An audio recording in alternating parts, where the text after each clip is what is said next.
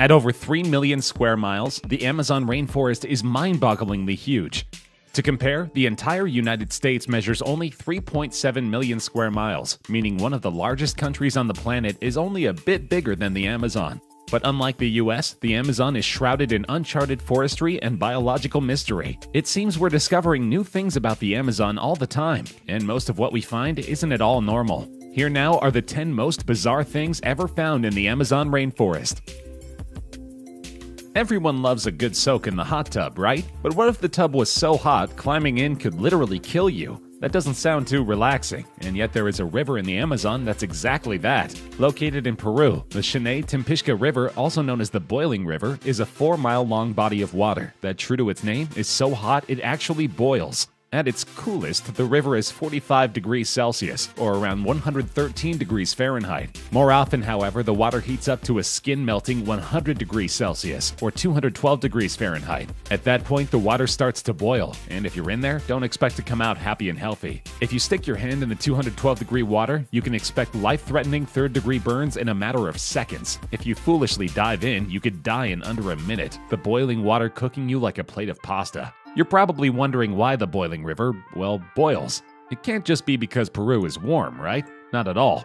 Geothermal scientist Andres Russo, who discovered the river in 2011, says that fault-fed hot springs are to thank. Basically, hot water from inside the earth travels through her cracks and faults, finally reaching the surface and helping to create a river almost twice as hot as that cup of coffee you had to blow on this morning.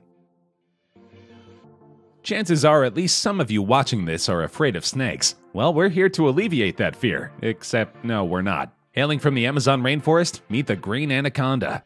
This is by virtually any standard the largest snake in the world. This mammoth can grow anywhere from 20 to 30 feet long and weigh upwards of 550 pounds. Some snakes, like the reticulated python, may be a tad longer than the green anaconda, but Greeny's sheer mass earns it the title of "Oh God, run away now" champion of the snake world.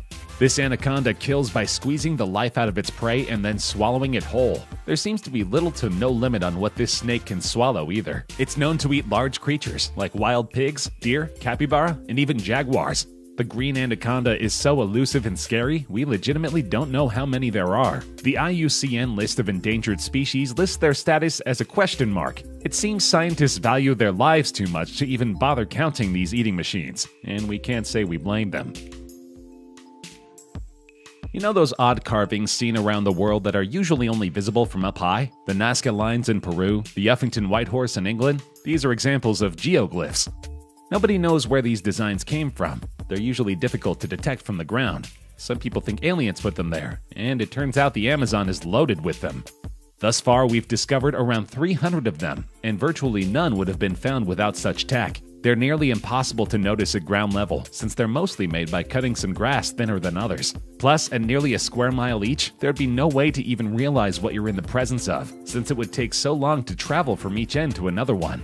As to why they exist, we have no idea. Our best guess is that an ancient civilization put them there, but how and why are the unanswered questions. Then again, they had no internet or Nintendo back then. Mowing miles of lawn to hopefully match the strange patterns in your head might have been the only entertainment they had.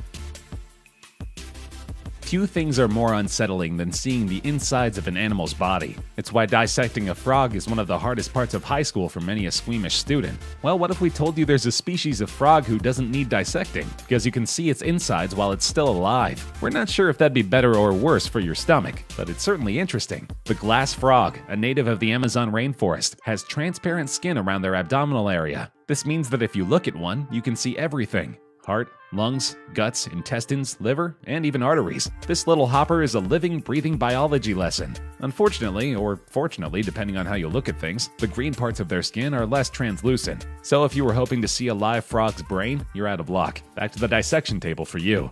Very little is known about the glass frog. We're not sure exactly what they eat, how they survive, or what evolutionary advantage transparent skin provides. We do know, however, that native people love the glass frog so much, Colombia put one on the back of their 500 peso coin. If only other countries did that with their native oddities. Forget George Washington. Let's see a quarter featuring the star-nosed mole. Sometimes scientists that name animals get right to the point, providing names that explain exactly what the animal is and what they do, such as the case with the Goliath bird eater, which is indeed Goliath and which indeed eats birds. Oh, and it's a giant spider, which we imagine is a shock to precisely none of you. The Goliath bird eater is the largest spider on Earth. It weighs nearly half a pound, and its leg span is nearly a foot long. The way they eat their prey, birds or otherwise, is downright horrifying. Since it can't chew solid food, it instead stabs its prey with inch-long fangs filled with toxins. This paralyzes the spider's dinner and actually liquefies its insides. Once this ghastly cooking process is complete, the bird eater is free to suck up the liquid innards like a delicious nightmare smoothie. Don't worry, it won't do this to you. Goliath bird eater's toxins are mostly harmless to humans, and the worst that will happen is you'll feel like a wasp stung you. That's certainly not a good feeling, but it's infinitely more preferable to having your internal organs melted into soup for Pennywise's drinking pleasure. For the most part, ants aren't anything spectacular. We see them all the time, and we know that they can effortlessly carry many times its body weight. It's kind of difficult for them to surprise us anymore, unless they're the bullet ant, an Amazonian wonder that will make you want to stay far away from the rainforest at all times. These creatures are called bullet ants for two reasons. For one thing, they're about as large as a bullet. Unlike the tiny black ants that invite themselves to your every picnic, a bullet ant can grow up to 2 centimeters or larger. That alone makes them plenty scary. But then there's the second reason. These ants can bite, but unlike the durable and short-lived pain of a red ant's bite, a bullet ant's bite hurts. It's been compared to the pain one feels when shot by a bullet. And if we were you, we'd take people at their word here and not track down a bullet ant to find out. The pain is so great, it's earned a unique spot on the Schmidt Sting Pain Index. This index ranks insect stings on a pain scale of 0 to 4. If a sting doesn't hurt at all, it gets a 0. A sting from a honeybee is ranked 2. Not only is this bullet ant sting ranked a 4, it actually gets a 4+. You do not want to approach this ant. The only saving grace is that the bullet ant can't kill you. It's not toxic, and an average-sized human would need to be stung over 2,200 times before dying. It's like Monty Python taught us. Always look on the bright side of life. Technically, this little miracle is called the green basilisk lizard, but once you learn its amazingly bizarre talent, you'll never call it by any other name but the Jesus Christ lizard. In most instances, the Jesus lizard is a normal Amazon lizard. It's about 2 feet long, lives in the trees, it's somewhere in the middle of the food chain, and it will never turn down a mouth-watering dinner of plants and bugs. Its claim to fame comes when threatened. If it feels it needs to bolt from a potential predator, it will literally run across the water to safety. Yes, much like Jesus and his famous walking on water feat, the Christ lizard has little issue with making the water's surface its own personal sprinting track. It manages this not through divine intervention, but through evolution. The Jesus lizard has extra long toes on its rear feet. Each toe has extra skin that flaps in the water and creates extra surface area. By rapidly propelling its feet like Scooby and Shaggy running away from a ghost, the Jesus lizard creates a series of air pockets that actually keep them above water.